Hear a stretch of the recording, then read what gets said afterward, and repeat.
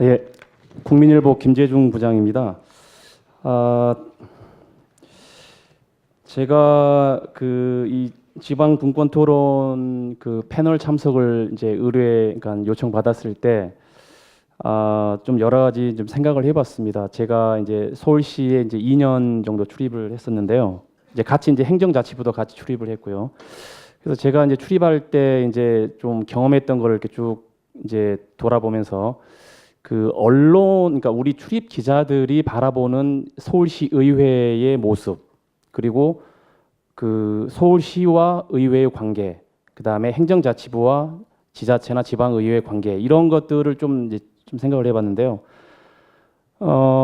지금 행정자치부 같은 경우는 이제 특히 이제 박근혜 정부에서는 특히 그랬고요. 중앙 집권적인 그런 사고, 관료들 특히 만나보면 그런 게 강하고, 지방 이제 분권 내지는 어떤 지방자치 활성화를 위해서 지원을 하기 위해서 어떤 제도 개선이나 입법 개정이나 이제 보조금 확대라든지 여러 가지 이제 제가 이제 이렇게 물어보고 취재를 해보면 굉장히 인색해요. 그러니까 뭐냐면 여전히 그러니까 지자체나 지방의회는 약간 좀 잉여 인력이라는 어떤 생각을 많이 가지고 있고 아직도.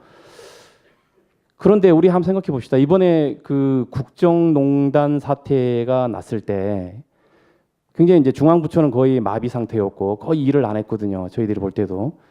근데 지방자치단체나 지방의회는 굉장히 순조롭게 돌아갔고 오히려 주민들과 밀착된 어떤 그런 업무를 잘 챙겼고, 그래서 사실 국민들이 실생활에서는 크게 어떤 불편함이 없었습니다. 외교라든지 국방이라든지 이런 부분이 좀 사실 많이 걱정이 됐고, 내치라든지 이런 거는 굉장히 큰 어떤 문제는 없었다고 봅니다. 그런 어떤 동력은 바로 지방자치의 어떤 성숙함, 그리고 그동안에 이제 지자체나 이제 지방의회에서 역할을 해왔던 부분이 이게 축적된 결과가 아닌가라는 생각을 하고요. 다만 이제 제도적으로 이제 여러 가지 한계가 있고, 그래서 이제 이번 기회에 이제 개헌 논의도 있고, 또 이번에 이제 지방 자치법 개정이라든지 여러 입법 논의들이 많이 이제 일어나고 있는데, 이 기회에 정말 실질적으로 지방자치단체나 지방의회가 일을 할 수 있도록 이렇게 여건을 마련해 줘야 된다라고 생각을 합니다. 이제 그 중에 이제 지금 서울시 의회에서 좀 적극적으로 추진하는 게 이제 정책 지원 전문 인력 도입인데요. 사실 저희 언론에서 볼 때 이 정책 지원 전문 인력 제도 도입에 대한 시각은 좀 부정적인 시각이 많습니다. 저희 언론인들의 부정적인 어떤 시각도 일부 있지만, 저희가 이제 일반 시민들이나 국민들 이렇게 취재를 좀 의견을 들어보면 좀 필요한 것 같지만 아직 좀 시기상조 아니냐 이런 좀 견해들이 많아요. 그 이유가 열심히 의정 활동을 하는 이제 의원님들보다도 가끔씩 이제 보도되는 어떤 수뢰 사건, 지방의회 의원 수뢰 사건이라든지 지방의회 의원님들의 어떤 외유라든지 이런 것들이 너무 많이 부각돼 있어요. 그래서 이제 국민들이나 이제 주민들이 볼 때는 정책 인력이 없어도 기능을 하는데 큰 문제 없지 않나 이런 생각을 많이 가지고 있거든요. 그런데 이제 이렇게 서울시만 보더라도 이제 40조 원에 가까운 이런 예산을 1년에 이제 심의를 하게 됩니다. 근데 사실 서울시에서 그 많은 예산을 심의할 때 이제 제출하는 자료나 예산 항목들을 이제 이렇게 검토하고 분석하고 하는 작업이 의원 한 명으로 되겠는가?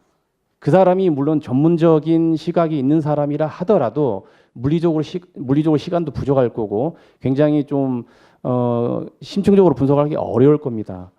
그랬을 때 제 생각은 지금 현실적으로 부정적인 여론이 많지만 그렇다고 해서 의원들이 전문성을 쌓을 때까지 기다리자라고 할 수는 없는 거고, 일단 이런 정책 전문 인력을 일단 도입을 해서 지원을 해주고, 그럼에도 불구하고 어떤 불효불급한 예산을 찾아내거나 낭비 요인을 이렇게 제거하지 못한다면 그때 가서 이제 그 부분을 다시 이제 좀 개정을 하더라도 일단 기회는 줄 필요가 있지 않느냐라는 생각이 들고요.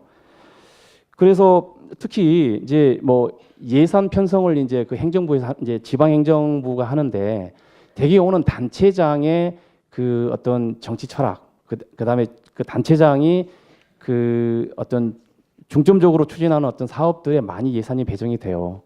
근데 사실 그게 그 예산이 주민들 실생활에 필요한 예산이냐에 대해서는 또 생각이 다르거든요. 그랬을 때 그 예산 행정부가 편성한 예산을 지방의회가 굉장히 심층적으로 분석을 해서, 그러니까 주민의 입장에서 굉장히 생활에 필요한 예산인지 아니면 좀 불필요한 예산인지를 정말 심층적으로 심의를 해서 덜어낼 건 덜어내고 또 정말 필요한 건 더 더해서 이게 예산안을 통과시키는 이제 그런 기능이 필요한데 지금 현재 구조로는 굉장히 쉽지가 않다라는 생각이 들고, 그래서 이번 기회에 이 정책 전문 인력을 좀 도입을 해서 그 부분을 좀 해소하는 게 필요하다라는 생각이 들고요. 물론 그 정책 전문 인력을 뽑을 때 또 뭐 개인 뭐 친인척을 뭐 이렇게 뭐 뽑고 뭐 정실 인사가 있지 않겠냐라는 좀 그런 우려도 있는데, 이 부분은 뭐 지금 서울시에서 지금 뭐 절차를 마련하고 있는 걸로 알고 있는데 공통적으로 이제 그 인력을 뽑아서 어떤 개인이 뽑는 게 아니라 서울시 차원에서 뽑아서 이렇게 배정하는 방법도 있고 여러 가지 이제 검증 절차가 있기 때문에 그 부분은 조금 뭐 어느 정도 좀 그 부정적인 그 부분을 좀 많이 없앨 수 있다라고 생각을 하고요.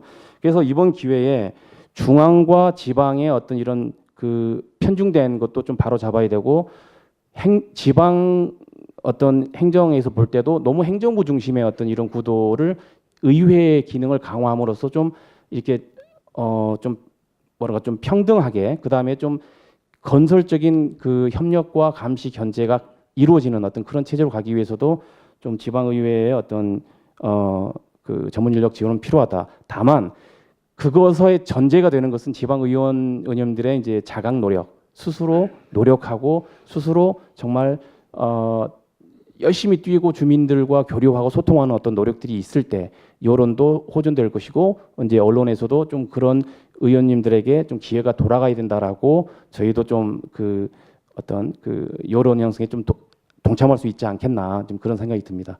이상입니다.